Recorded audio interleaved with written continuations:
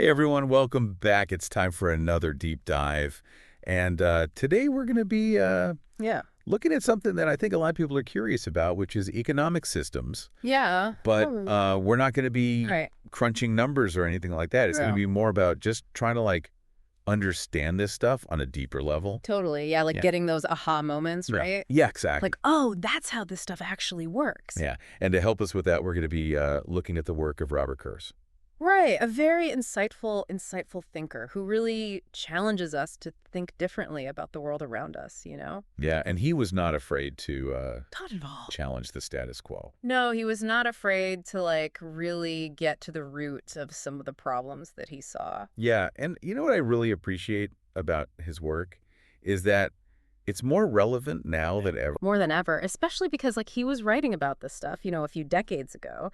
And it's like all of the things that he was warning us about seem to be coming to fruition now, you know? Yeah, he was ahead of his time in a lot of ways. Totally. And you know what I think is so important is that he really helps us see that there's this fundamental tension in the way our economy works, right? Like this idea that we're constantly told that we need more growth, more production, more consumption. Right. But is that actually sustainable, right? Is that actually in line with real human needs, with the environment? Those are the questions that he was asking. Yeah, I think most of us go about our day, we're just buying and selling things Totally. without really thinking about the bigger picture. Yeah. What's the big deal? I need to buy coffee. Right, exactly. I need to, get groceries. That's just life. Right, it just seems so normal. Right. Right. But Kurz would say that is exactly the illusion that we need to break free from. Oh, Right, because he would say that we've fallen into this trap of what he calls the fetishism of commodities, right? okay. Fetishism of commodities. Yeah. Break that down for us a little bit. So it's we get so caught up in the stuff, the buying, the selling, that we forget about all of the things that go into making that stuff. Right, yeah. Right, the human labor, the environmental resources, the power dynamics, all of that gets hidden. It's kind of like when you see yeah. a shiny new phone in the store, right? Yeah. And you're just Exact. oh, cool new features, but you're not thinking about Right, exactly. the factory where it was made. Or Yeah, the working conditions Yeah. or the environmental impact, right? Exactly. All of those things are kind of swept under the rug, right? And so Kurz would say, we treat these things, these commodities, as if they have some inherent value, right? Separate from all of the labor and the resources that went into making them. Right, the object itself has value, Yes. rather than all the things that went into it. Exactly. Interesting. And so we become fixated on the object itself, and we kind of lose sight of that bigger picture. So can you give us a more Yeah. concrete example, something that our listeners can relate to? Yeah, let's think about something like a cup of coffee, right? Okay. Seems like a normal part of the day for a lot of people, right? Yeah. You wake up, you have your cup of coffee. Right. But behind that cup of coffee is this whole hidden web of relationships, Wow. right? Wow. You think about the farmers who grew the beans, Yeah. the people who harvested them, the people who roasted them, shipped them, packaged them, right? Right, right. And then finally, the barista who serves you that cup of coffee. That's a whole chain. It's a whole global supply chain, right? Right. And each step of the way, you have labor, you have resources involved, and often you have these power dynamics at play, right? Are people being paid fairly? Are they working in safe conditions? It's amazing how something so, ordinary can reveal so much about the system. Yeah, totally. And that's what Kurz wants us to do, right? He wants us to see past the surface of things Right. and really understand the underlying forces that are shaping our world. And why is that so important? Well, because he would say that only then can we actually start to imagine alternatives, right? Okay, so that kind of leads us to another Yeah. key concept in Kurz's work, Yeah. which is this idea of the crisis of value. Right, the crisis of value. This one can be a little bit of a head scratcher, but I think if we break it down, it'll make sense. Okay, yeah, let's try to unpack that. So basically, Kurz is arguing that under capitalism, money has become more than just a tool for exchange. Right. You and I, we exchange money for goods and services. Right. He's saying that money has become the ultimate measure of value itself, Okay. right? Everything gets reduced to its monetary equivalent. Oh, interesting. Right. And this creates a lot of problems because then we end up in a situation where we're constantly chasing after abstract wealth, more money, more possessions.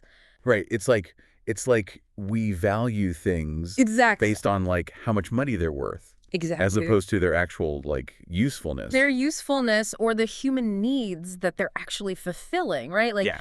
do we really need another gadget or a pair of Yeah. shoes or what Yeah, like, are we actually happier yeah. the more we have? Exactly. Yeah. Are we any happier? Like, is the planet any healthier? Right. Right. And so this is where I think Kurz's critique gets really interesting Yep. because he's pointing out that this system, right, this system that's based on constantly accumulating more and more, it's not sustainable. Yeah. It's like we're on this treadmill, you know? Exactly. It's like a treadmill that we can't get off of. And we're just running and running and running. And the problem is that treadmill is powered by exploitation, right? It's Mhm. powered by the exploitation of both people and the planet. So you're saying that this crisis of value is actually leading to real-world consequences. Absolutely. And I think we're seeing this play out all around us. In what ways? I mean, you look at something like climate change, Right. right? This is a direct result of our obsession with economic growth at all costs, right? Yeah. We're burning fossil fuels, we're destroying ecosystems, all in the name of profit. Right. Right. And it's not just the environment, right? Like Yeah. you see social unrest on the rise all over the world, right? Yeah. People are feeling left behind. They're feeling like the system isn't working for them. Right. And then on top of that, you have this kind of like, And that's interesting. Go ahead. oh, no, you go ahead. Oh, I was just going to say, and then you have this kind of like generalized sense of anxiety and dissatisfaction that seems to be pervasive, right? Like Yeah. people are just not happy, even if they have a lot of stuff. It's like, we know something's wrong. Exactly. We know. We don't know how to fix it, right? Exactly. And so I think that's where Kurz's work can be really helpful for us because he's not just diagnosing the problem, right? He's also pointing towards potential solutions. So we're facing this like crisis of value, stuck in a system that seems to prioritize profit over, well, everything else. Yeah, it can feel kind of overwhelming, right? Like, where do we even begin to find a way out of this mess? Yeah, exactly. But, Kurz was actually really optimistic. Oh, okay. Yeah, he believed that another world is possible and that we have the power to create it. Okay, so what does that look like? I mean, how do we even begin to move beyond this system of commodity production? Well, Kurz argues that it starts with a radical shift in perspective, right? Like, we have to start imagining a world where human needs and ecological well-being are the driving forces of our economy, not profit. I mean, it sounds great in theory, Yeah. but how would that actually work in practice? Are there any real-world examples we could look to for inspiration?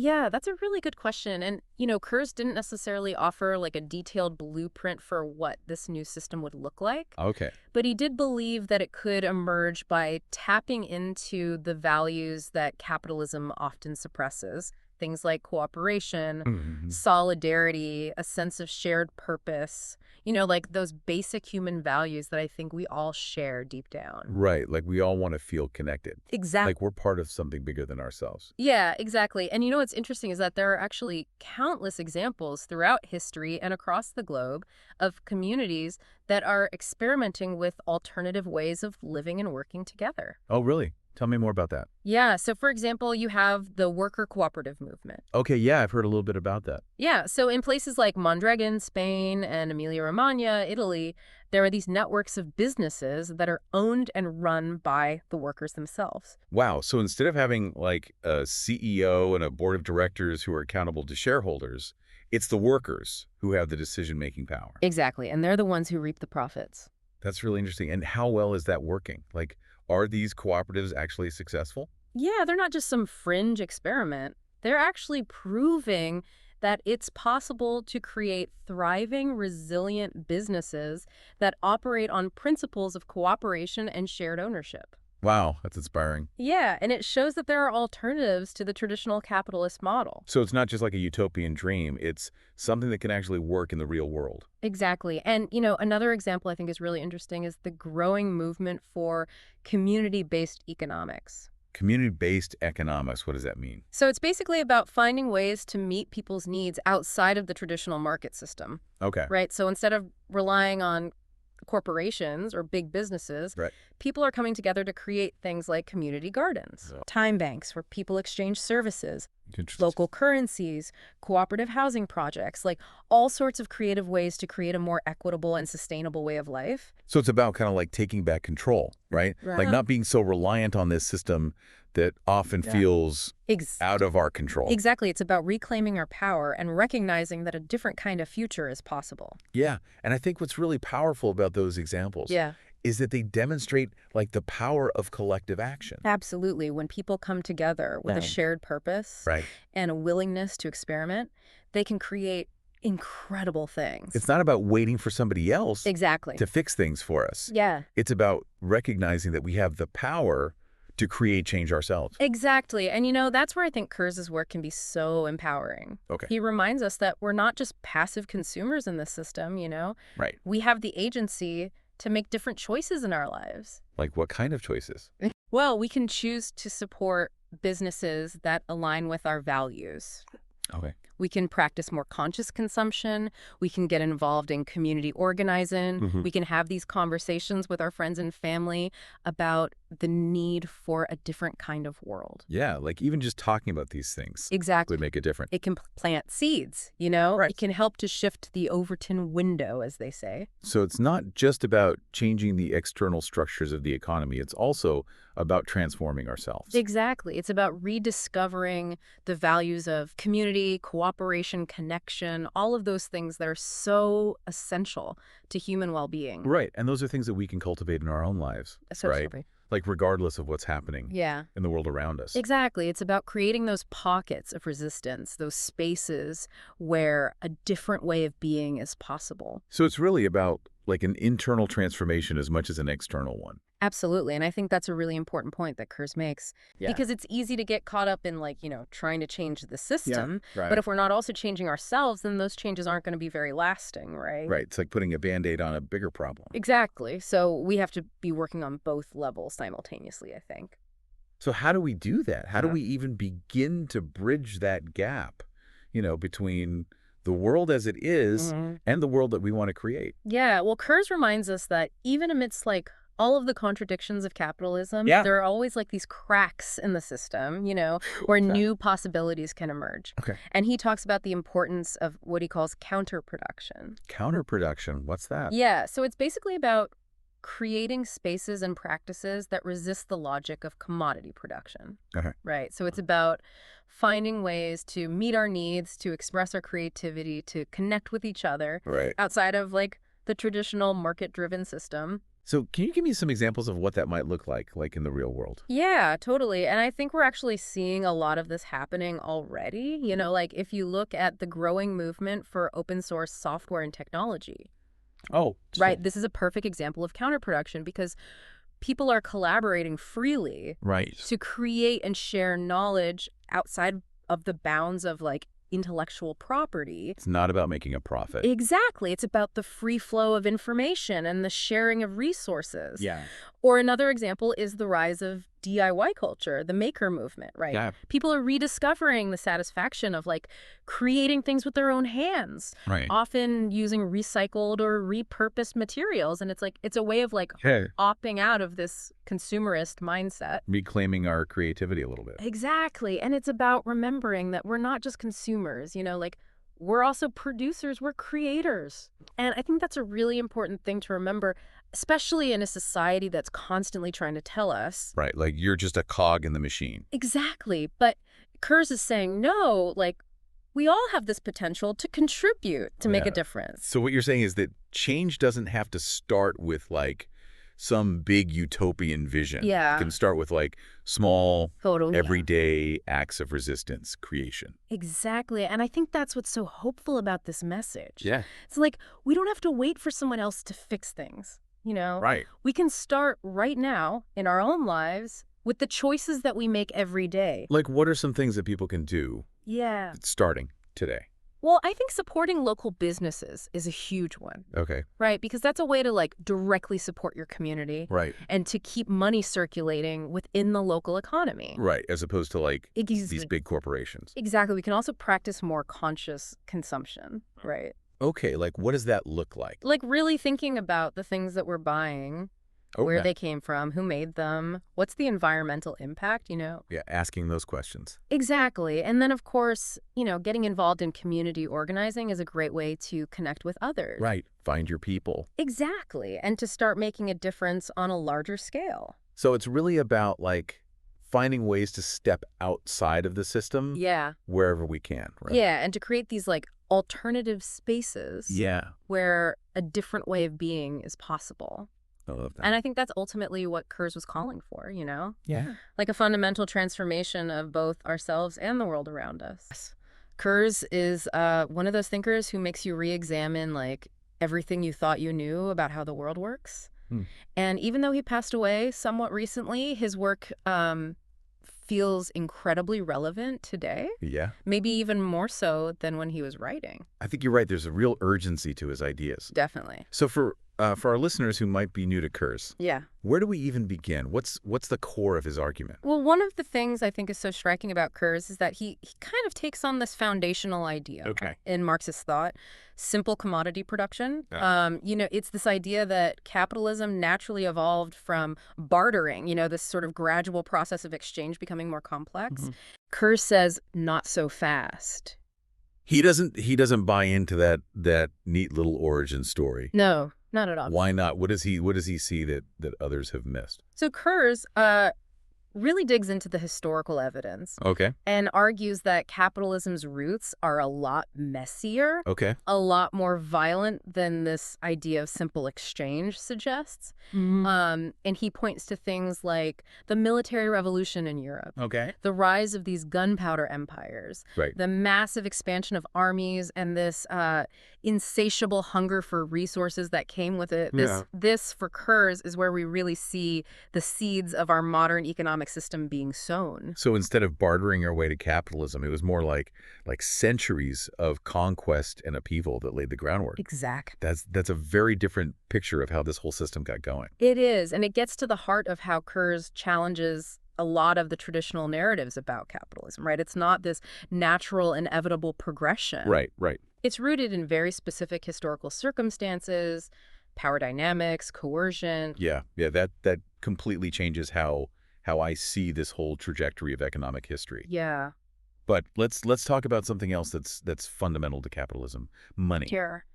How does money fit into Kurz's analysis? That's a crucial question, and Kurz's exploration of money's origins is fascinating. He argues that money wasn't always the sort of neutral medium of exchange.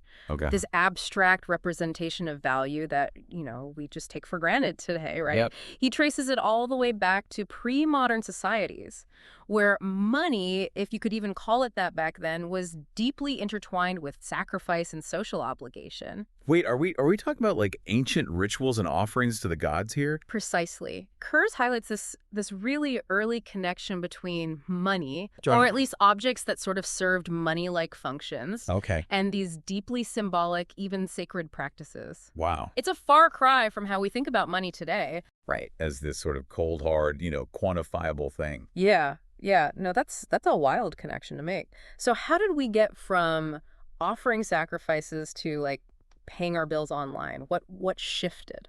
So Kurz argues that this initial connection between money and social obligation underwent this really profound transformation. Okay. It became abstracted, detached from those really specific rituals and social contexts. Right. And instead of representing actual goods, money came to represent the abstract labor supposedly embodied in those goods. Okay, I'm gonna need you to break that down for me. What is abstract labor? It sounds pretty abstract. Yeah, essentially, it's the idea that under capitalism, we begin to think about value not in terms of things like actual usefulness. It's use value. Right. Like a chair's ability to be sat upon. Right. But in terms of how much labor in this kind of theoretical sense went into producing it. So instead of a chair being valuable because it's a chair, it's valuable because of all the hours of abstract labor somebody put into chopping down the tree, designing the chair, assembling it, shipping it, all of that. You got it. And this idea of abstract labor is absolutely central to Kurz's theory of the substance of capital. Okay. He argues that capitalism depends on constantly increasing the amount of this abstract labor that's represented by money.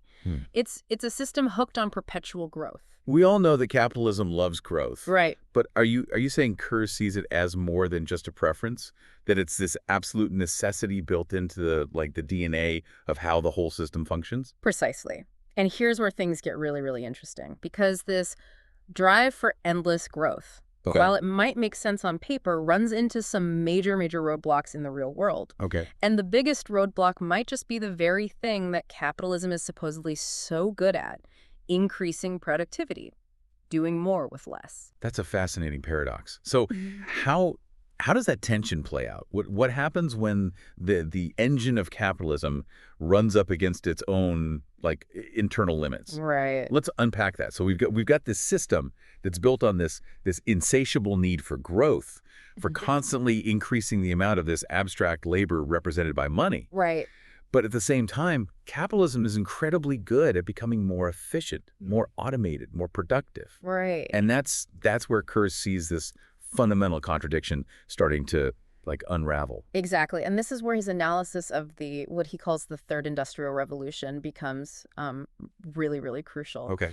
Kurz argues that this wave of technological change driven by microelectronics and automation isn't just another step in capitalist development. It's something fundamentally different, something that's shaking the very foundations of how value is created. What makes this third industrial revolution so different in his view? Well, I mean, think about it this way. Capitalism, as we've been discussing, relies on this constant expansion of abstract labor being pumped into the system. Right. But what happens when machines, algorithms, automation start doing more and more of the work? Right. What happens when human labor, the very source of this abstract value, becomes increasingly redundant? That does seem like a recipe for, crisis. Yes. If the system needs this constant input of abstract labor to keep growing, but technology is making that labor obsolete, where does that leave us? That's exactly the question Kurz wants us to grapple with. He sees this tension playing out in very real ways. Okay. In the rise of financial bubbles, for example, the financial markets detached from the real economy of producing actual goods and services become these vast casinos. Right. Where people are essentially betting on future value. Okay. On future abstract labor that might never actually materialize. It's like we're building castles in the air. Betting on a future that's slipping further and further away as the very foundations of value crumble beneath our feet. That's a powerful way to put it. And this instability, this fundamental uncertainty, it ripples through the entire system. Right. You see it in things like job insecurity, wage stagnation, the erosion of those traditional pathways to a stable middle-class life that were, sort of promised under earlier phases of capitalism. And we're seeing those very trends play out all around us today. I mean, there's this palpable sense of unease. Right. Like a feeling that the old rules no longer apply, that the economy has become this unpredictable beast that nobody can quite get a handle on. Right. Is Kurz suggesting that these anxieties are not misplaced? Yeah. That they're rooted in something much deeper? Precisely. Kurz would argue that these aren't just growing pains or temporary glitches in the system. Okay. They're symptoms of a much deeper structural crisis. A crisis inherent to the very logic of capital itself. Okay, so if Kurz is right, if capitalism is on this collision course with its own internal contradictions, what happens next? Right. Does he offer any solutions? Does he see a way out of this dilemma? So Kurz, he doesn't offer any easy answers. Okay. He doesn't sort of paint a utopian vision of a post-capitalist future. Right. What he does do, and I think he does it brilliantly, is is he challenges us to confront the limitations of our current economic system Okay. and to think beyond the confines of traditional solutions. So he's not advocating for a violent overthrow of the system. Yeah. He's not calling for a specific, like, political revolution. No, he's actually highly critical of both traditional labor movements and typical capitalist solutions Okay. because he sees them as operating within the same basic framework of abstract labor and value. For Kurz, it's not about like tinkering around the edges or demanding a bigger slice of a pie that's ultimately unsustainable. So it's not as simple as, say, higher wages or better working conditions. It's not about tweaking the existing system. Right. Kurz is calling for a much more fundamental shift, a radical rethinking of how we understand value, labor, Right. the very foundations of our economic system. That's a tall order. It is. He's essentially asking us to step outside the dominant paradigm. Yeah. To imagine something radically different from what we've always known. Yeah. But where do we even begin? That's where Kurz's work gets really, really interesting. Okay. He doesn't offer a blueprint, Okay. but he provides a really, really powerful framework for thinking about what a world beyond abstract wealth, Okay. beyond this endless drive for accumulation might actually look like. That is a provocative thought. So we've talked about this crisis of abstract wealth. Right. This fundamental contradiction that Kurz sees at the heart of modern capitalism. Yeah. But for our listeners who are trying to wrap their heads around all of this, what are the real world implications? What does this actually look like on the ground? So Kurz argues that we see the effects of this crisis playing out in multiple ways. Okay. One example I think he points to is the increasing precariousness of work.